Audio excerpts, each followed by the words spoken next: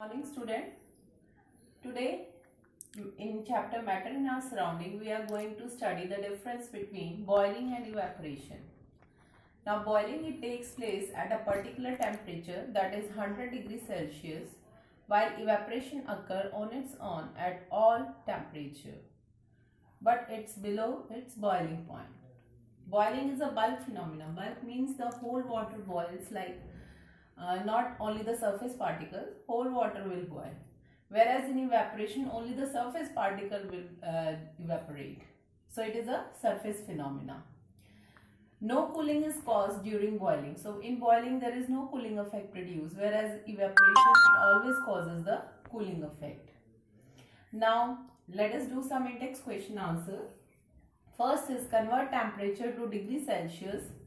So here first part is 300 Kelvin. We will minus 273 in both the cases and we will get the answer.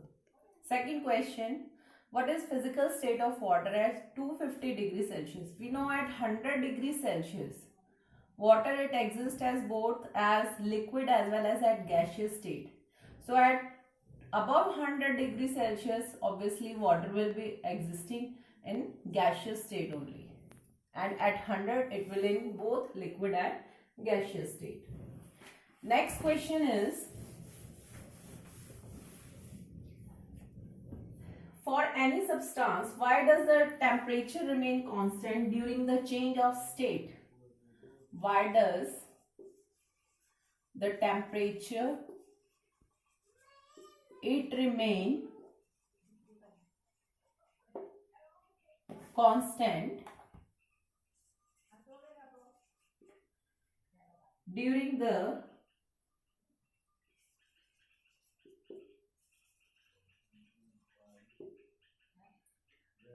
change of state? So during the change of state, what happen? Like if the water is changing into vapors or ice is changing into water, the heat is used in changing the state of breaking the force of interparticle force of attraction, and the temperature it remains constant, and the heat is known as the latent heat. We have done this topic earlier through the activities I have explained you. So during the fusion process, that is change of solid into liquid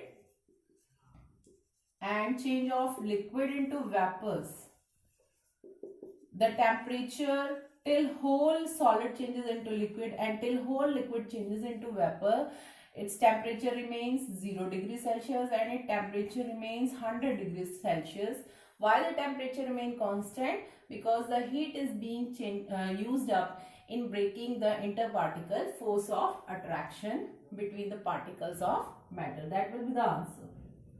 Next is, suggest a method to liquefy atmospheric gases. How can we liquefy the atmospheric gases? So atmospheric gases we can liquefy under high pressure and low temperature. So under high pressure and low temperature we can liquefy the gases. Okay. Under high pressure, what will happen? The particles, there will be decrease in the distance, and under the low temperature, the particles, their kinetic energy will decrease, and in this way they can be liquefied easily, right? Next is, why does a desert cooler cool better on a hot dry day? Why does a desert cooler cool better on a hot dry day?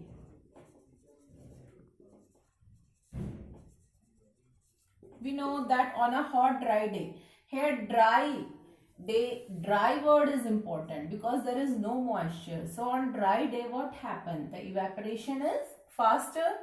So on hot dry day the temperature is high. Temperature is high and humidity is low. So both these factors, they increase the process of evaporation. We have done yesterday in last class, factor increasing the process of evaporation. So they both increase the process of evaporation. That's why the desert cooler cool better on a hot dry day. Okay. Next is, how does the water cap